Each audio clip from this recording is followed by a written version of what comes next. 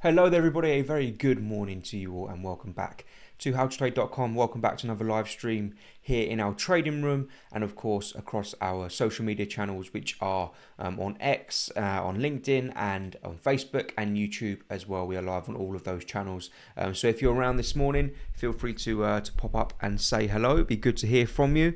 And yeah, thank you very much for those who are tuning in into today's strategy stream where we're going to be covering the Trend Rider strategy. As you may or may not know, I've been away over the past week, and yesterday we had a breakdown of the top events and opportunities of this week. And today is going to be my first Trend Rider stream since being back. I normally do this once a week, so I imagine there's quite a lot to update because quite a lot can happen in a week with this strategy. So hopefully we can get some good moves from the Trend Rider in today's stream. Maybe in the next few days, something like that. We'll see. We'll see what the price is telling us. It's not in my control. Whatever's laid out in front of us, we'll dive into. Good to see you all in the trading room. Thank you very much for your messages. Ivy, hello to you. Good to see you. Thank you very much for the message. Curtin, very good morning to you, and hello to you, Jeanette, Wizard Alvin, and Dibble. Hello to you as well. Good to see you all. Thank you very much for the message. And Jay, on our YouTube channel, good morning to you. Hope you enjoyed your holiday. I did. The only downside is it's now absolutely freezing cold. So when you go away in October, you go from 30, 35 degrees to 8 degrees in the UK or whatever it is right now. Feels like -2, but so that wasn't nice. But it was very good. Thank you very much. I'm not complaining. Dillaby, good morning to you. Thank you very much. Have I recovered from my jet lag? I tell you what, not really. It took me to about... So the first night I got back, I managed to sleep quite well because I think I was tired from the plane. But this last night, just couldn't get to sleep to about 12:30, 1. And then I woke up at 7, but it felt like I'd only been asleep for an hour. So hopefully tonight's the night that we have a decent sleep. But I'm feeling all right, so thank you very much. Hello to you, Dav. Hello to you. Good morning. I don't think I've seen you on my streams before, so a very warm welcome to your to you onto my streams. Wizard Owen, yes. 8 here also, yeah. You're feeling tired as well. Hopefully we can pick things up with some good trades is what we want to do. So, of course, if you're looking to execute the Trend Rider strategy, you can do that on a Switch Markets account. If you want to try the strategy out that I'm going to be talking through today, you can do it with a match deposit. So if you deposit up to 5,000, you'll be matched 5,000 in credit. Yeah. Give it a go if you want to do so. If you want to do that, and you'll find these strategies in the trading room. It's free to join. There's no strings attached. It's absolutely free. Come over to howtotrade.com, join our trading room, and you'll have access to these strategies: the Piranha, the Pendulum, the Trend Rider, the Japanese Noodle, the W strategy, and the Bulk the Talk strategy as well. I'll be honest, I probably stream more on the Trend Rider. It's just because I've actually adopted it myself. I sort of trade it on a bit of a side account just to see how I get on with it. So I'm probably maybe a little bit too biased there, but they're all great strategies. But it is about picking one which suits you, and the Trend Rider is one that suits me. So that's why I use it. Doesn't necessarily mean it's the best, but it's the one that suits me the most. But yeah. JSK, it will take a few days to readjust. Yeah, he's been there. Yeah, I know. It will. But it took a few days when I was out there, to be fair. So I'm sure in the next couple of days I'll be absolutely fine. And I'm fine now, to be honest. I'm getting back into the swing of things already. So for today's stream, we're going to be looking at the Trend Rider strategy, as I've said. So if you are in the trading room and you've not come across this one before, it's literally where I am right now, where I've just shown you in the education section.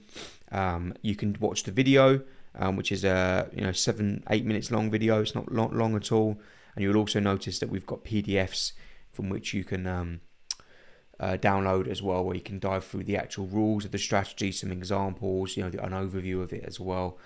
So normally, I think we're at the point for most people that you've seen me stream it before. I don't need to go through the rules and the PDFs. If you haven't come across it before, and you want me to go through it on the stream, as in the rules and what the strategy is, then let me know in the chat room or message me privately and I will stop the stream and I'll go through it first. If I don't hear anything, I'm going to assume that everyone is comfortable with the rules of the strategy, so I won't need to go through too much. The way this will work is that we will look through, on TradingView, we'll look through the moving averages to see if there are any entries. And then we'll use our Switch Markets account here and to look at the ADX indicator. Okay, good stuff. Right. Good morning to you, Barnacle. Good to see you, and thank you very much for the message. And hello to you, Liam. Thank you very much for the message as well. I hope you are doing well. Just a quick nod to the economic calendar, of course, because we are, of course, looking at the economic events coming out this week. It's a bit of a quiet week, if I'm being honest, but there's some high impact news that's come out. We've had an employment report out of the UK, which has been unemployment rate down to 4% from 4.1. Employment change is up. Claimant count change is up. So overall, a pretty positive employment report out of the UK. Just wondering if that's led into any strength. Yeah, so you can see we had a little bit of a bid there on the on cable on the pound versus the US dollar. So we can have it. If I zoom in on that, that's the hourly time frame. You can see we've had a little bit of a pop this morning. Not a great deal, as I said. Not going to move the needle too much this week, but you know, something to note for us all. And then later on, if you're a trader of the Canadian dollar, then you're going to get the inflation print. Could see some volatility on USD CAD, and then overnight we've got some data in the Asia Pacific session as well, more inflation data. But as I say, nothing really much that we need to be concerned about, in my opinion. Okay, so I'm going to go through all of the US dollar majors now, because that's the let me just check no one's told me to go through the rules. Okay, good. We're going to go through all of the US majors now, because that's typically the ones that we use the trend rider on. And we're going to have a look to see how we got on over the last week or so and see if there's any new opportunities coming out. Please, if you can, just try and ignore the other drawings that I've got. It's my normal analysis. I can't really change that unless I went onto a brand new chart. But I like the feed that I'm on at the moment, so I do apologise if it's quite confusing with the other stuff, but just try and, if we can, just focus on the moving averages. This blue line and this orange line is all we need to be focused on right now. So let's look at euro dollar. We mentioned just before I went away that the bearish reversal was beginning to form. We had a bearish crossover on this indicator, and you can actually see that we had an opportunity to potentially go short here. What was the stop loss? It was a 40 pip stop loss, and you can see how well that's managed that trend. We actually then had multiple retests. One. Yes, I'm on the 4-hour chart here, because I normally go through the 4-hour chart because it's quite clear. It's the clearest one. I mean, you've got multiple. We literally just had a retest here as well. So multiple retests on this euro dollar 4-hour time frame. It's been a beautiful one to trade over the last week. Also, hopefully, fingers crossed, you guys managed to benefit from that. Let me just go over to the trend rider on the MT4 platform. 2 seconds. Here we are. And as you can see, if I zoom that out, when we had that first touch there, we were already with the ADX above 40. People may have been put off by that, but you can see we still managed to get a nice move to the downside, and we would have been stopped. Well, we would have stopped ourselves out of the trade around this level here, and then we could have potentially re-entered, and we would have been looking good as well. And at that next re-entry, we would have exited here, and again, here's another entry, pretty much where we are now, and you can see that once we've entered here, so we might need to be quick on this one, guys. Once we've entered here at the test of this blue line, we're waiting then for that ADX to cross back below that 40 level for our exit signal. So lots of entries here. I actually had a couple of trades on the trend rider on one of my accounts. So let me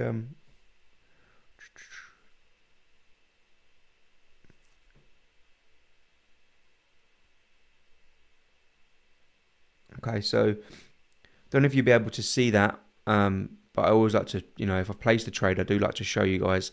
I've got this set up on my phone. My side account with the Trend Rider over the last sort of week or so, I had a sell on the pound dollar. I had a sell on the S&P 500, which didn't work out.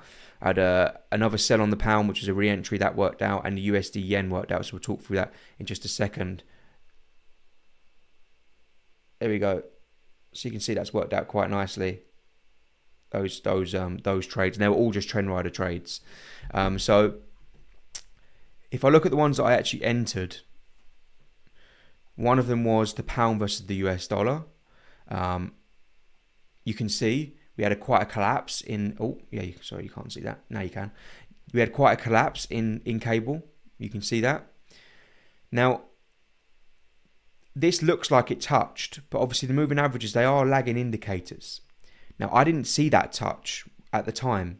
It only really formed once we had such a big collapse that sort of moving average came down and touched it, but it wouldn't have touched it at the time. So there was actually no entry there, really. The actual entry came here. Okay. But I didn't enter on the 4 hour. I actually entered on the 1 hour.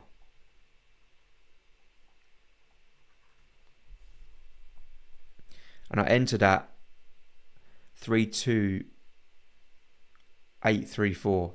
Here we go. I entered around this area. We had a nice collapse to the downside. Brilliant profit. And then my ADX stopped me out at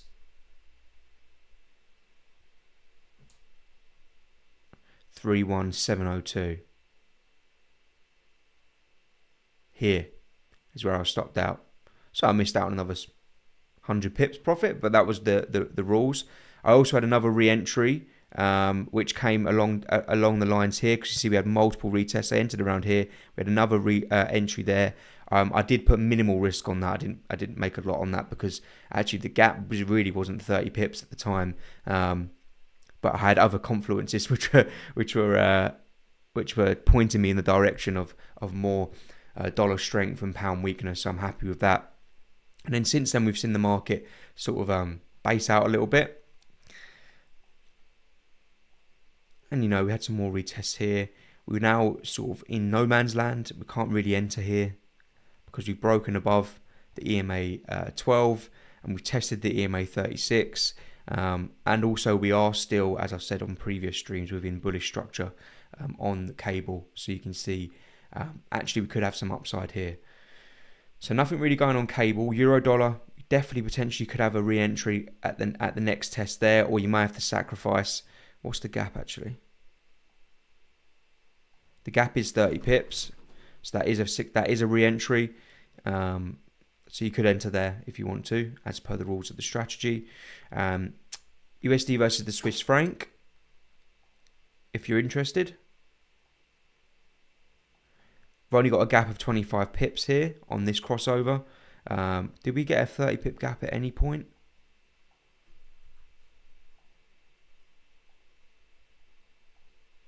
Yeah, I thought we did. So there would have been an entry there. So really, over the last week or so, you could have cleaned up with this strategy.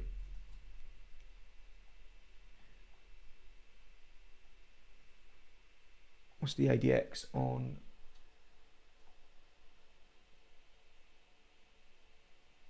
So if you did enter there, the ADX moved. We didn't get a crossover above 40 there. So we'd actually still be in this trade. So yeah, currently would be, obviously I wasn't here really to execute it as such, but we would be at 1.4 to 1. So over 2% if you risk 2%, way over 3%. And you'd still be in the trade, and potentially if you wanted to play a re-entry there, but there is only a 25 pip gap. But so you take that at your own risk. Try and follow the rules, of course, I would always say.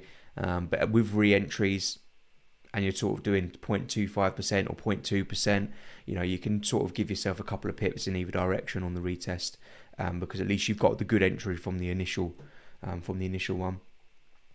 USD yen, again, USDN is one of the best to trade this strategy with, especially if you use it with other in this strategy. If you use it with other confluences, if you use it with breaks of structure.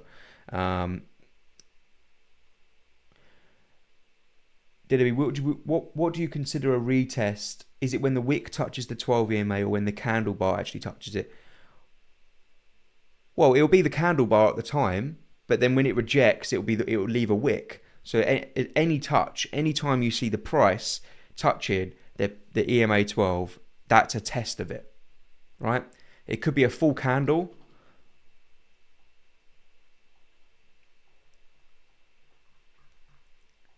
It could be a full candle like this, or it could be a wick like this. But at one point, you got to think that wick would have been a completed candle, right? That candle would have been a red candle at one point. It would have looked like that, but the rejection turns it into a wick. So it doesn't have to be a wick. It can be a full candle on it. Any test of it is counted as a test, like here, for example.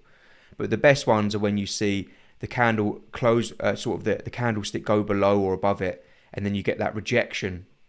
That's what you want. So dollar yen was a good one for me. 146.095, which was here, literally right at this test after that bullish cross.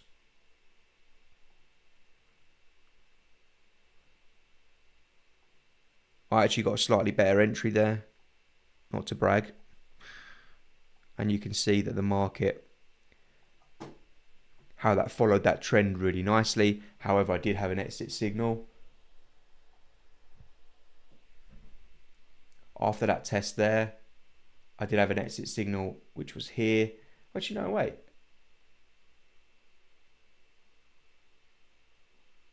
Was it on the 1 hour?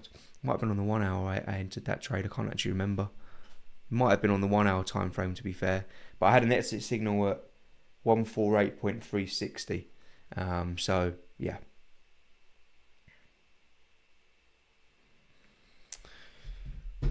That's a good question. Dillaby, is there another trend indicator that we can use in combination with the ADX?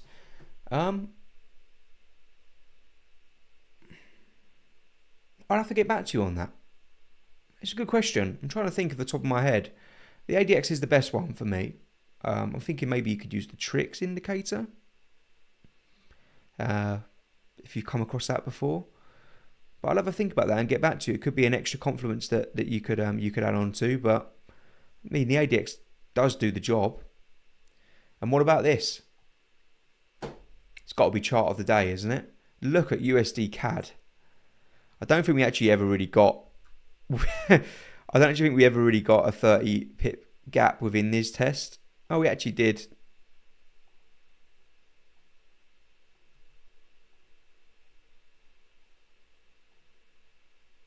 Yeah, there.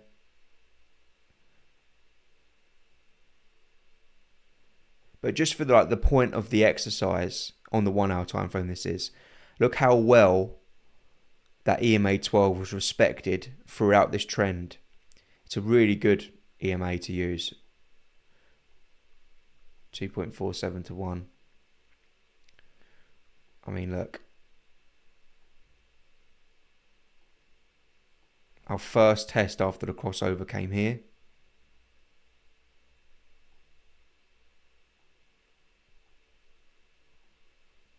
Trading at 1-to-1 at the moment.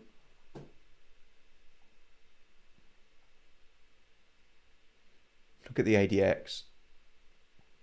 The ADX is sky high. And so you could argue that we are in a strong bullish trend and there is room for this ADX to maybe fall. We might see a consolidation period. So we'll see how the ADX is once we get the next retest. We'll see where it is. But again, there is no rule to suggest, and I get asked this question a lot. It's always like, can you trade it when the ADX is above 40? I typically try and avoid that if I can and look at other markets, because you should only expose yourself to one trade at a time on this, especially US dollar. So if I have to trade it when it's above 40, then I will, but I will try and trade one where the ADX is sort of below 40 and on the way up, because then you sort of get that room for that ADX to go higher. Whereas you look at USD CAD, that trend is looking exhausted for obvious reasons.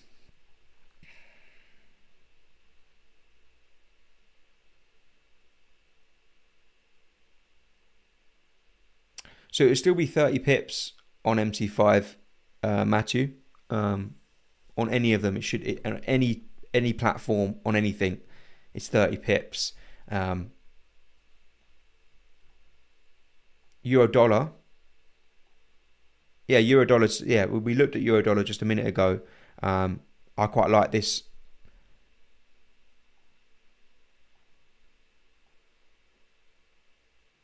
$31 pip stop loss.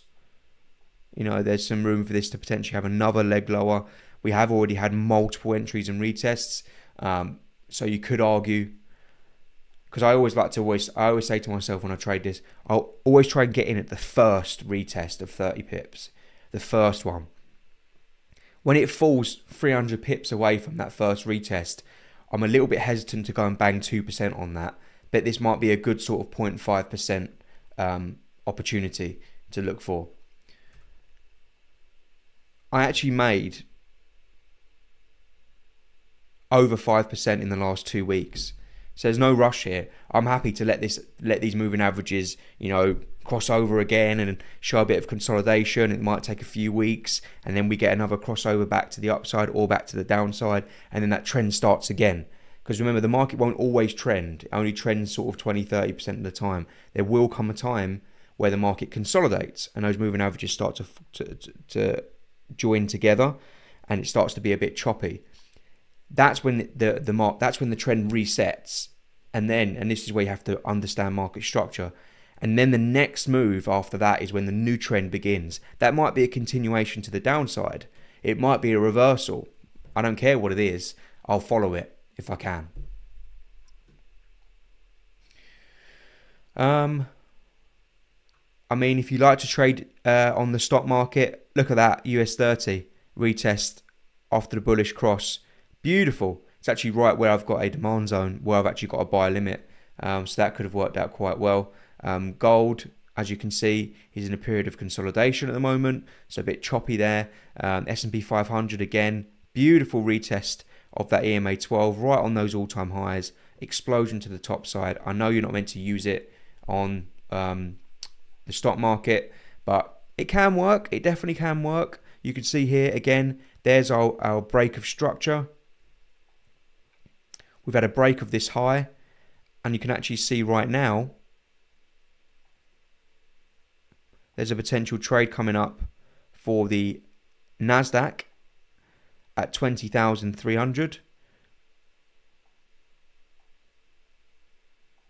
And to be honest with you, on this side account I've been doing it on, I'm trying it on the stock market, especially when you try and buy the stock market. I'm giving it a go, and yeah, this is probably the one that I like the most, to be fair. So as for the US dollar pairs right now, we can see there's one market I haven't touched on, and that's AED USD, which again, nice retest there. It's not been a bit choppy at the moment, but we are sort of pausing around the lows. We're still bearish, so you could get on at the next retest if you wish, but it's not the strongest one. The best one really is this euro dollar test here if you want to trade forex, and if you're looking to trade the stock market, for me the best one is this Nasdaq test, which could be coming up today. To be fair, we're only about 40 pips away from that test, so I'm going to keep an eye on that one. It's also a break and retest of this high that's been broken. Hard not to be bullish right now in the stock market, to be fair.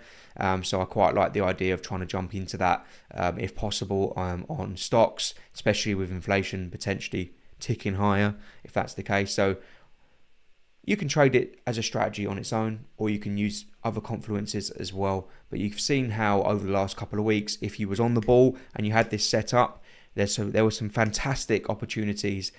Don't get disheartened if you didn't manage to get in on any of them, because there's more coming. And also just give it a couple of weeks, let the price settle, let the market have a period of consolidation like it will do, which is obvious, and then get in at that new trend. When that new trend starts, you know next time you're going to be on the ball.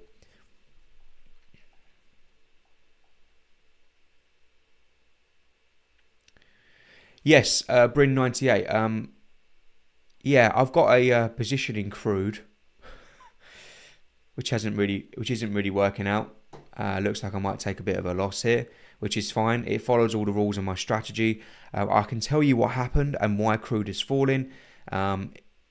Basically, what happened is Israel contacted the White House, or were in communication with the US, and they basically said they were not going to attack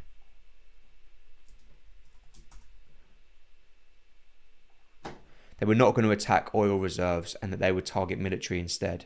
So they sort of gave a here we go.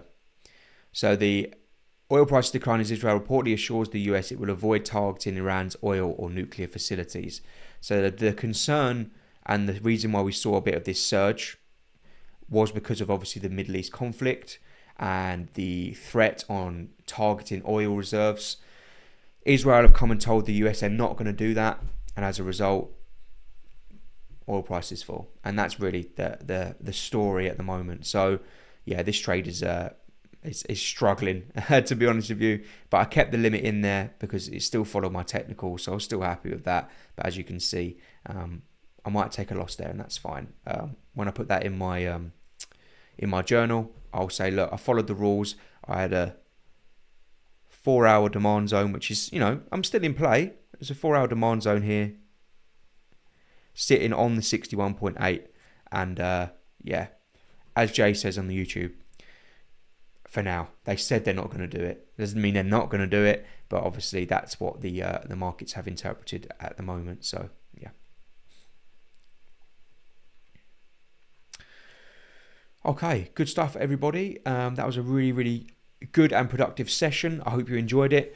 Keep an eye on the market analysis section, where I'm going to post the Nasdaq idea in just a few minutes, and hopefully you can benefit from some more trend rider opportunities coming up over the next couple of weeks.